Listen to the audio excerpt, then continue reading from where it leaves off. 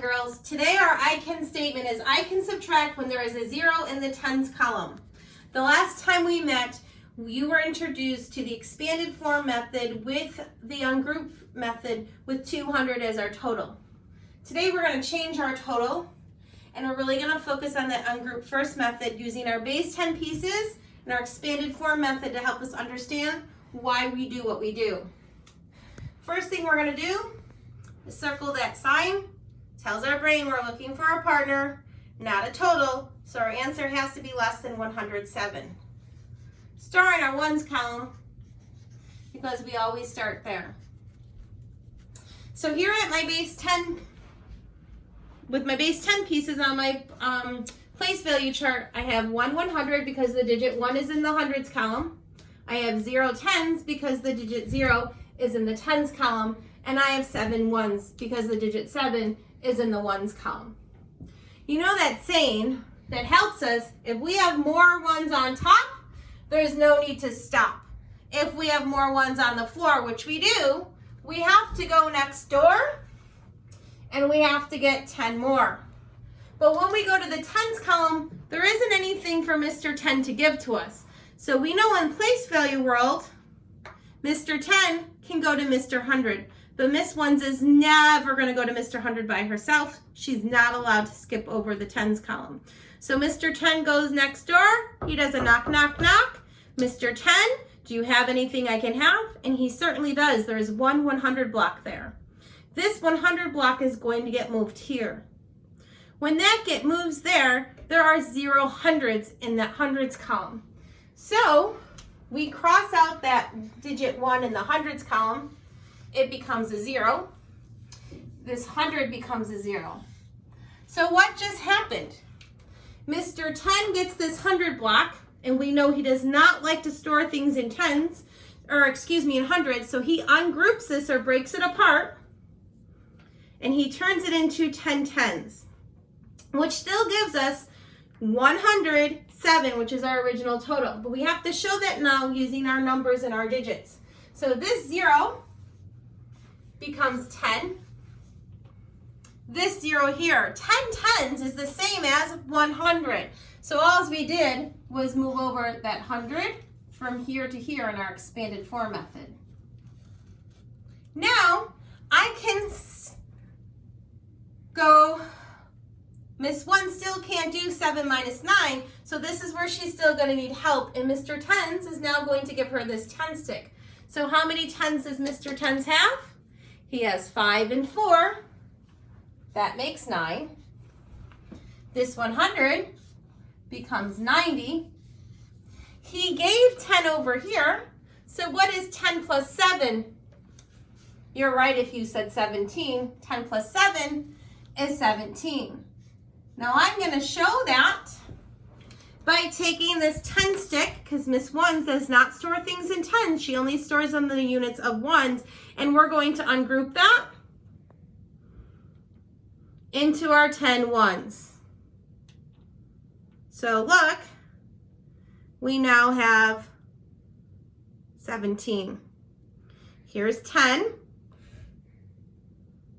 Sorry, they're sticky. And 15 and 2 more is 17. So now I can do 17 minus 9. So there's 7, 8, 9. Gives me 8.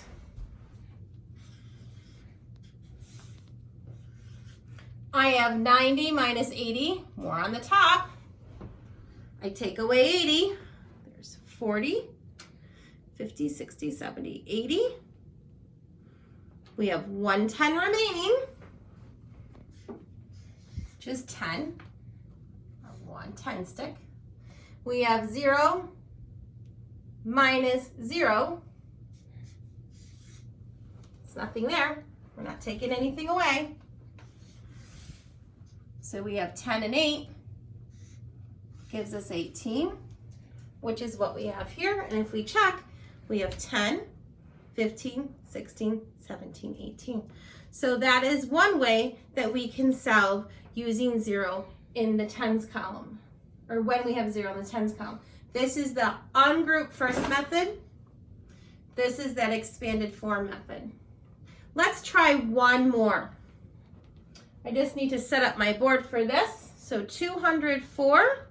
I'm going to put 2 hundreds there because this digit 2 is in the hundreds column. I'm not going to put any tens there because I have a 0. And then I'm going to use 4 ones because the digit 4 is in the ones column. So just like we always do, circle our sign. We tell our brain we're looking for a partner, not a total. Star in our ones column. To remind us, that's where we always begin. 4 minus 6. We have more ones on the floor, so we need to go next door. Sadly, there aren't any here, which is why we have a 0.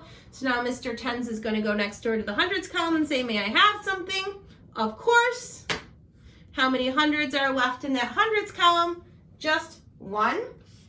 So that's going to turn into a 1. Instead of having 200, we only have 100. But what happens to that tens column?